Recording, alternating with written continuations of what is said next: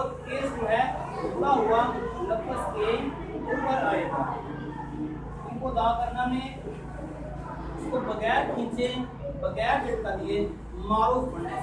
बगैर खींचे बगैर झटका दिए मारूफ पढ़ना है। अब हमें शुरू में अलिफ आ रहा है, अलिफ है, इसको हमने पढ़ेंगे अलिफ पर जब हमने इस पे हरकत लगा देनी है तो ये ऑटोमेटिकली ये हमजा हो जाएगी। हमजा ज़बर आ, हमजा ज़बर आ, हमजा ज़ेर ई, हमजा पेश उ,